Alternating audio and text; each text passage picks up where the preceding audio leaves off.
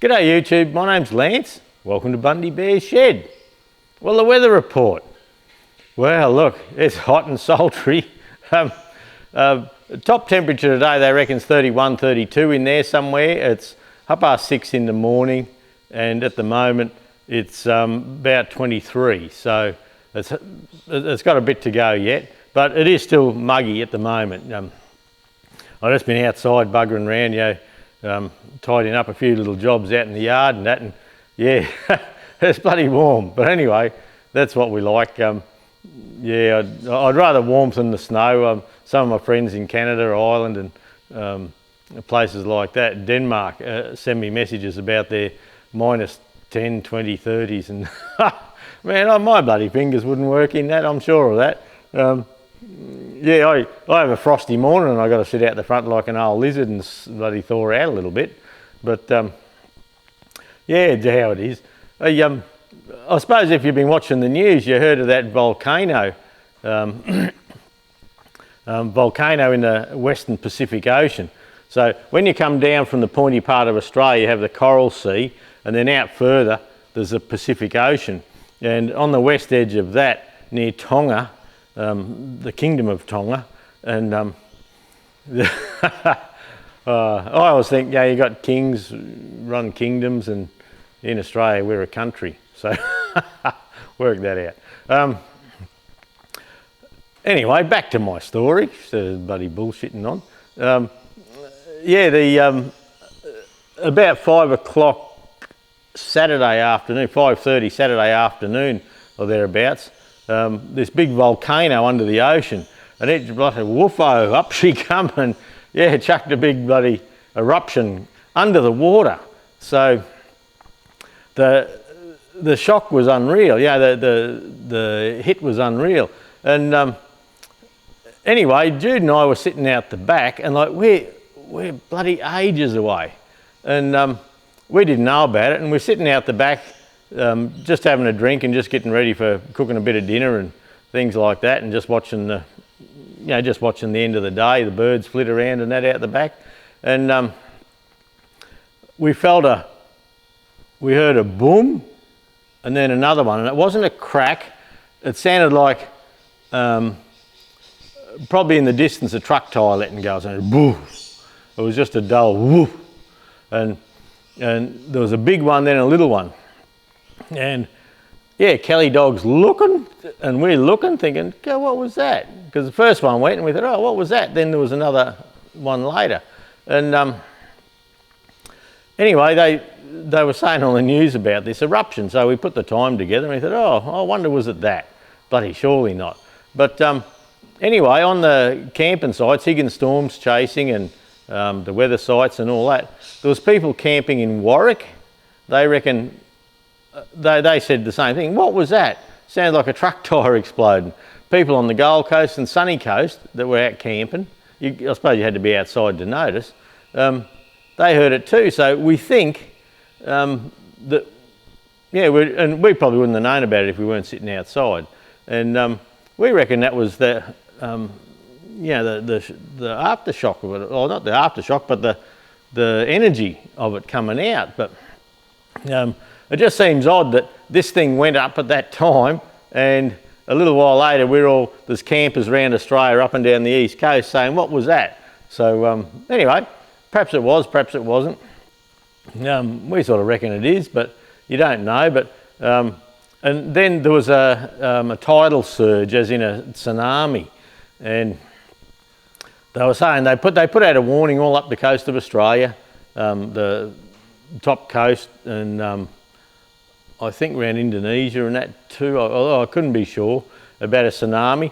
And bugging me dead on this Higgins Storm chasing that I follow, a bloke puts a video up, and him and his lad didn't know anything about the tsunami because they were out camping fishing, and yeah, they were fishing near where a little harbour was, where there was boats parked, and they were fishing away, and all of a sudden the water disappeared. It just went back out, and they were in a bit over ankle deep water, and when the water went out, there was a turtle, and they had it on there.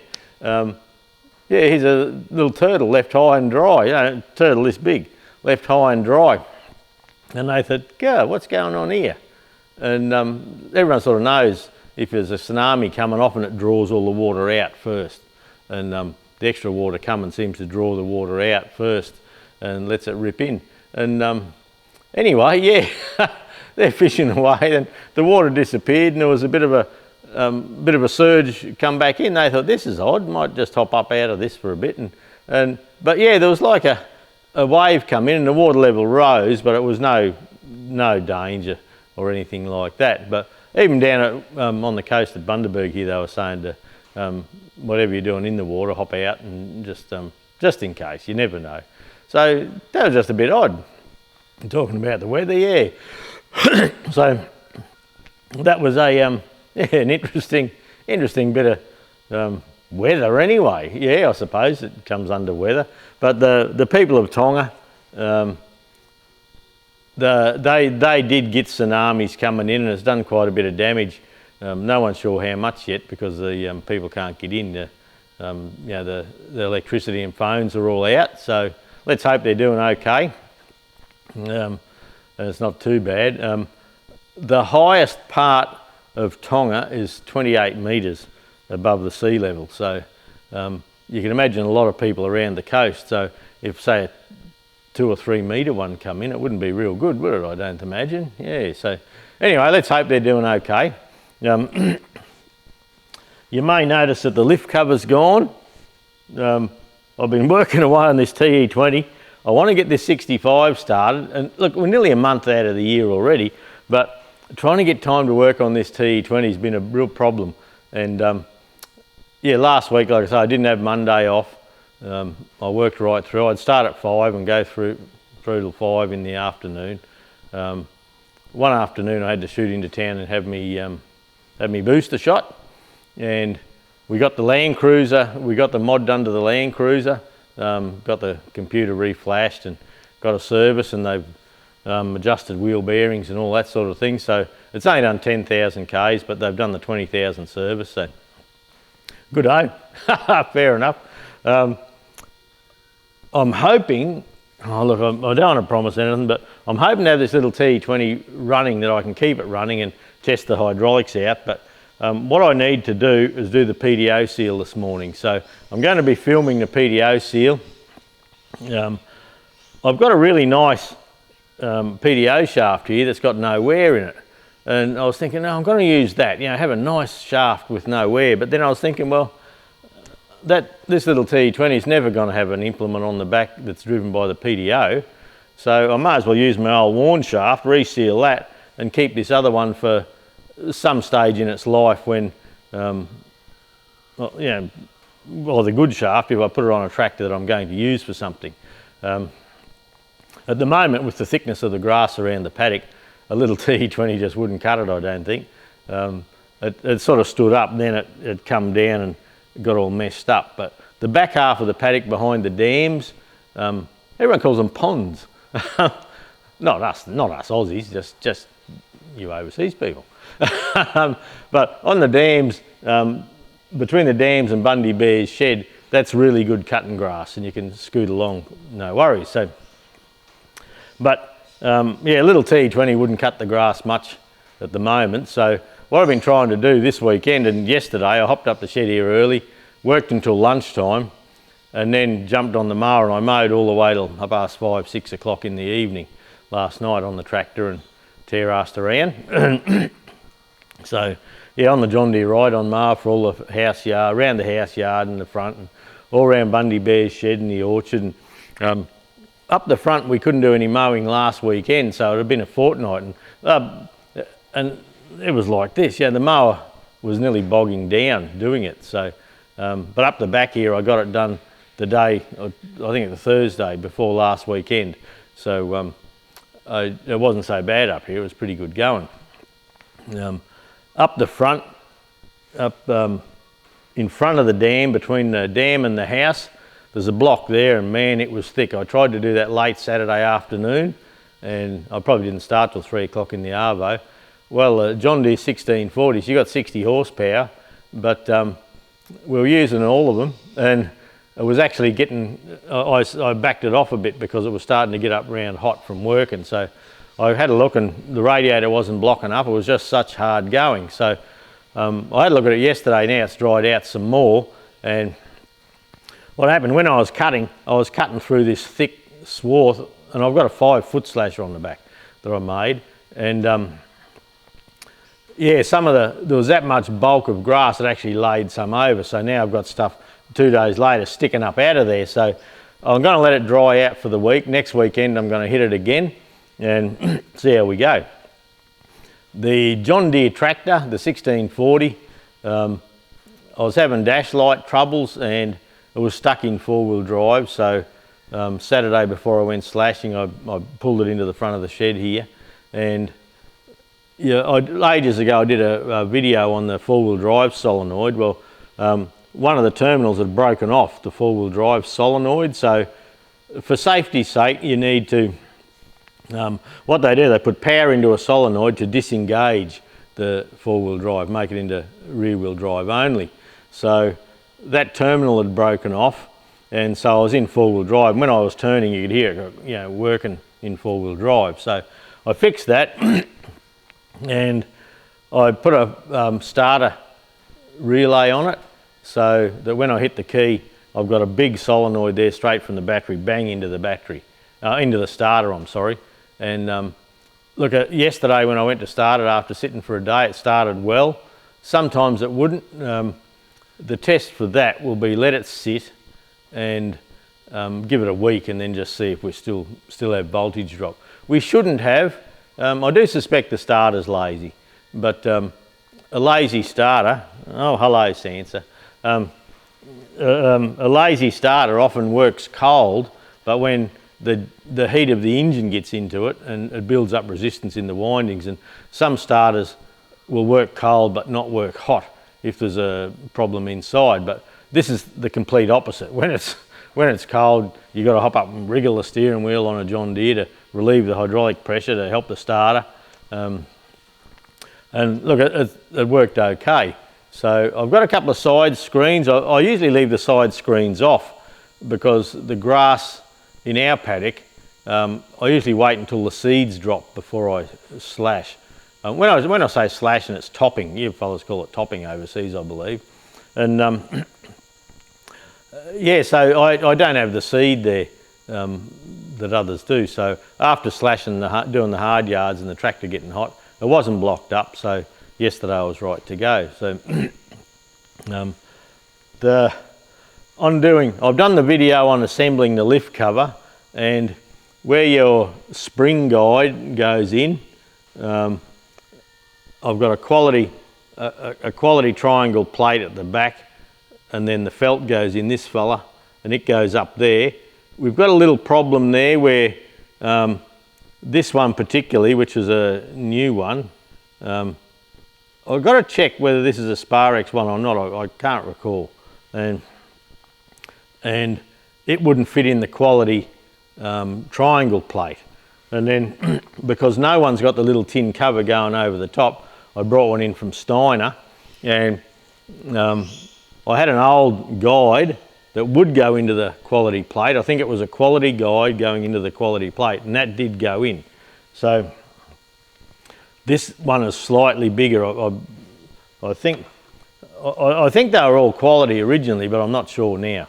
And the other problem is if you order a felt with a quality part number on it, I found that the felt,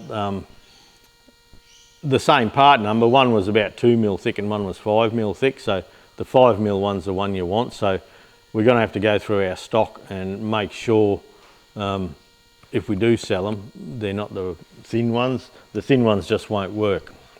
And so bit of a problem there. And the other problem was when I went to pull the tin cover over the guide here, and the other, well, because the guide, the quality guide, was too big and it just fitted in, the tin cover is a bit tight on it, and I didn't think it'd be a problem. I thought I'd just tap it over and it'd slide down, but nah, not that easy. So pulling it in, I've buggered that tin up completely. So I want to get the hydraulics lifting, so I kept going. I've left the buggered one on, which I'll show you shortly. I've left that buggered tin plate on. Everything's nice and free, so it's just a matter of pull the pin, undo it, replace that and put it back in and do my adjustments again. So I just wanted to get the hydraulics running and make sure they were working. And and so I've left it on, but through the week I'll change that out. I can't have that shit on my tractor. But yeah, look, I should have just took the bloody guide. I should have just took this up the back, onto my lathe, up the front, sorry, onto my lathe, and skimmed 20 thou off it and problem over. But I thought, oh no, being a nice fit will be good. And so, yeah, it wasn't. So, so anyway, the lift cover is on. I've got the PDO cover on, the lever on the side, and you can see it all working inside there. So it looks good. I've got the generator bracket on and a generator, which I didn't film any of that. And the bracket, the tensioner bracket is no good. Well, it was all just farmer buggered up or rooted. So it turns out this little 51 I bought with the Howard reduction box, it's got an alternator, and it's just, that lever's just flapping around like a bloody cock in a sock.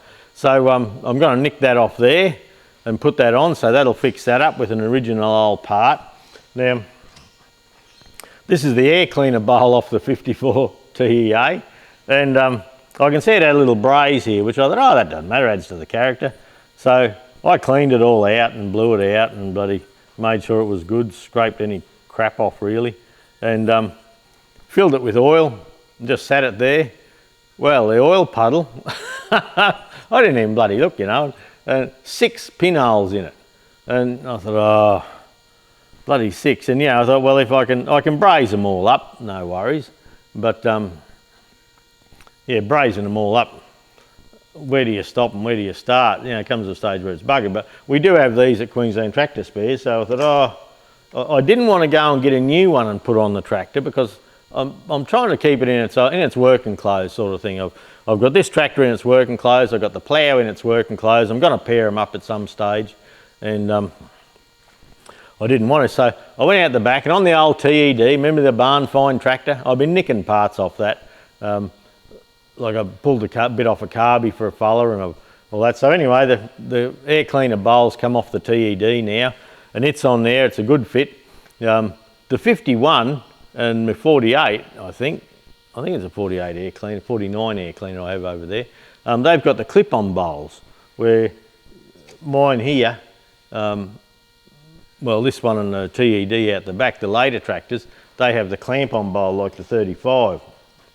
Yeah, I think what we should do, and where it comes down the side and that ring goes around and clamps it, on the Goldie, I've always got trouble if I've washed it or if I've got it out in the rain, or yeah, if I go for a drive and get it wet or something like that, I've always got water in the bowl here. So I'm thinking of going to the hydraulic place and just do a quick measurement of that and getting an O-ring, so we can actually put a thin O-ring up in there, in that groove, and it'll naturally want to stay on the air cleaner, push that up and clamp it on, and I think that would fix the water intrusion problem.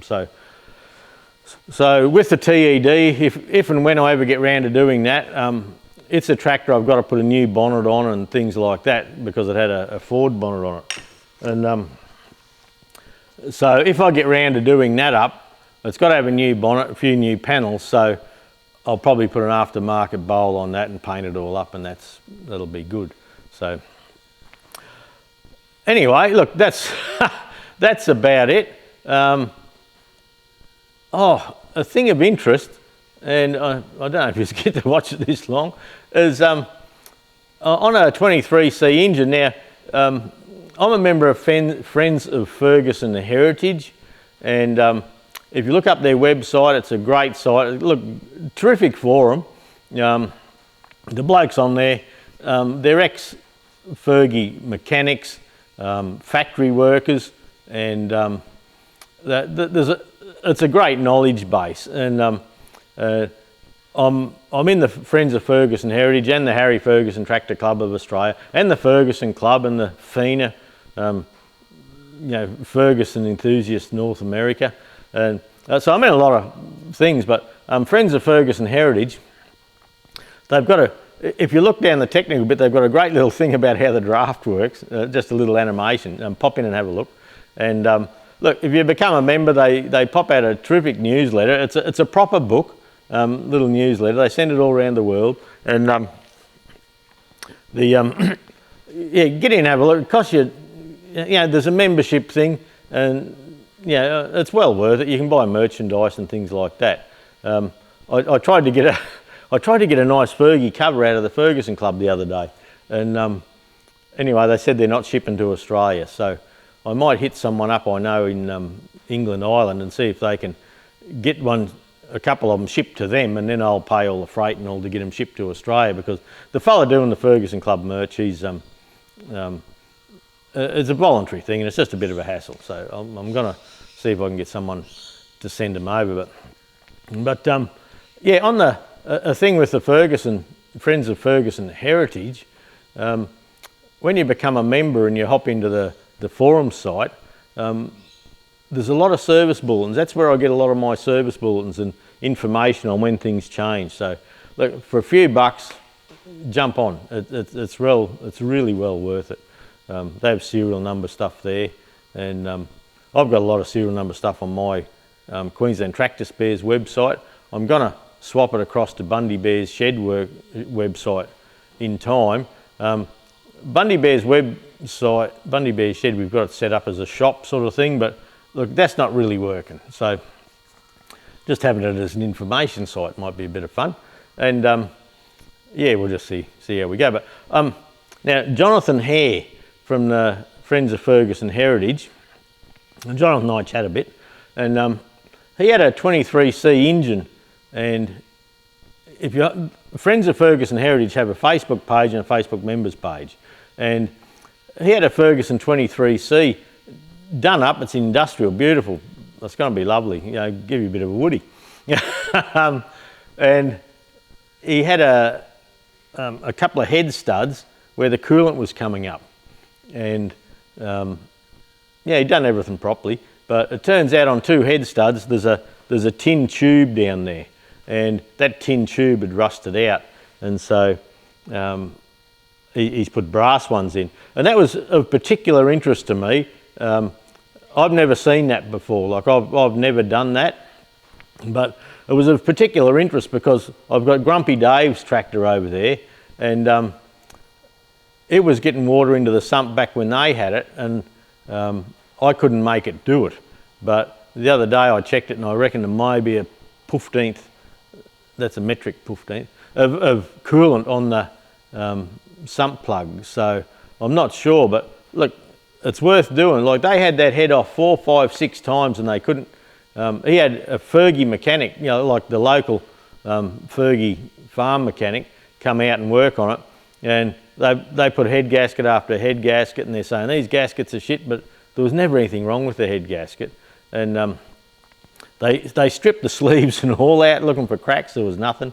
And anyway, they got the shits in the end, and I ended up with a tractor in my shed. I bought it, and but I've just sat it over there. I run it for hours and I couldn't make it leak, but I've got a C now. But I thought, well, I wonder, on that 23C engine of Grumpy Dave's tractor, I call it, whether those tubes are rusty. Like, it's something that never even passed my mind, but I never saw water around them either, or coolant around them. But because it had water in the sump, I'm wondering, was it pumping water? And and they do. The oil pump pumps water just as good as anything else. And I was wondering if there was that much shit up in the top there when they were playing with it, that they just didn't notice it around the studs particularly. So that's something interesting that so I don't know if I'll get around to looking at it for a while, but just something interesting. Okay, that's it. What I did yesterday afternoon when I was slashing, I put the GoPro on the handheld, and I took you slashing for a while. So the place is looking mint. It's looking nice. It needs, I've still got to finish off some slashing. I just haven't got time. I'm nearly working day and night now, and I'm keeping up. Oh, well, I'm probably not. But anyway, that's my story. But yeah, come for a slash. Yeah, we're gonna go slashing. It's just a it's just a little probably 2-acre block, and as from the house you look at Bundy Bear's shed, you have the dam on the left, the dam on the right. Well, the dam on the left, I've slashed between the dam on the left and Bundy Bear's shed, up around Paulie's shipping container. And it's a bit of a bushy, there's a bit of scrub around the edge, but it's okay. But look, come for a drive. Yeah, I'll just pop that on the end of the stew this week. You can, yeah, you can clock out if you don't want, but if you want to come for a drive and do a bit of slashing, yeah, come along, jump on. That's that for this week. Thanks for dropping by, everybody. Have a great week. Stay safe. Stay COVID free if you can. If not, I hope it doesn't knock you around too much. Yeah, it's hitting all around Queensland and everywhere pretty well at the moment. And yeah, I suppose we'll all have to have a turn. Who knows? Hopefully it's not a bad one. All right, catch you later, eh?